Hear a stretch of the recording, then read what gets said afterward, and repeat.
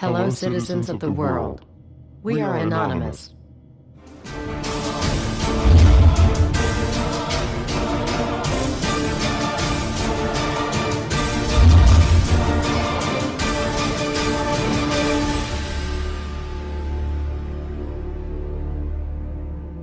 Dear brothers and sisters, now is the time to open your eyes. In a stunning move that has civil libertarians stuttering with disbelief, the U.S. Senate has just passed a bill that effectively ends the Bill of Rights in America. The National Defense Authorization Act is being called the most traitorous act ever witnessed in the Senate, and the language of the bill is cleverly designed to make you think it doesn't apply to Americans. But toward the end of the bill, it essentially says it can apply to Americans if we want it to. Bill summary and status. 112th Congress, 2011 to 2012, S. 1867. Latest title, National Defense Authorization Act 4. This bill, passed late last night in a 93-7 vote, declares the entire USA to be a battleground upon which U.S. military forces can operate with impunity, overriding posse comitatus and granting the military the unchecked power to arrest, detain, interrogate and even assassinate U.S. citizens with impunity. Even Wired magazine was outraged at this bill, reporting, Senate wants the military to lock you up without trial. The detention mandate to use indefinite military detention in terrorism cases isn't limited to foreigners. It's confusing, because two different sections of the bill seem to contradict each other.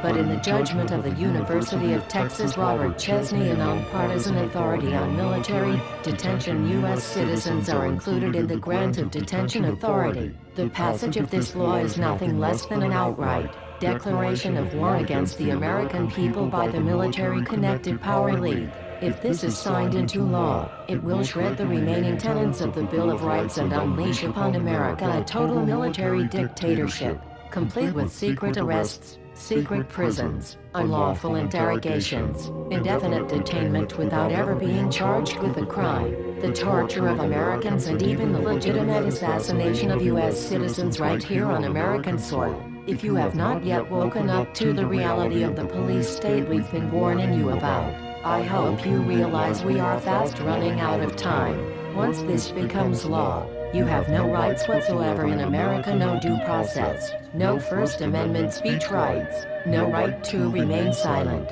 nothing. The U.S. Senate does not want us to speak. I suspect even now orders are being shouted into telephones and men with guns will soon be on their way. Why? Because while the truncheon may be used in lieu of conversation, words will always retain their power. Words offer the means to meaning and for those who will listen, the enunciation of truth.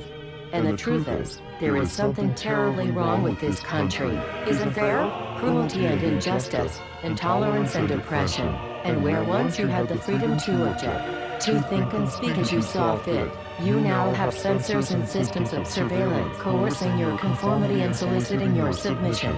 How did this happen? Who's to blame? Well, certainly there are those who are more responsible than others, and they will be held accountable. But again, truth be told, if you're looking for the guilty, you need only look into a mirror. I know why you did it. I know you were afraid. Who wouldn't be? War, terror, disease. There were a myriad of problems which conspired to corrupt your reason and rob you of your common sense. Fear got the best of you, and in your panic, you turned to the now president in command, Barack Obama. He promised you order. He promised you peace. And all he demanded in return was your silent, obedient consent.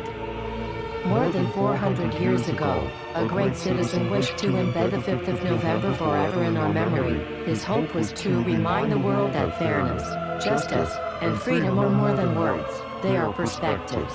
So if you've seen nothing, if the crimes of this government remain unknown to you, then I would suggest that you allow the 5th of November to pass unmarked. But if you see what I see, if you feel as I feel, and if you would seek as I seek, then I ask you to stand beside one another, 1 year from November 5th, 2011, outside the gates of every courthouse of every city demanding our rights. Together we stand against the injustice of our own government. We are anonymous. We are legion. United as one. divided by 0. We do not forgive censorship. We do not forget oppression. U.S. Senate. Expect us.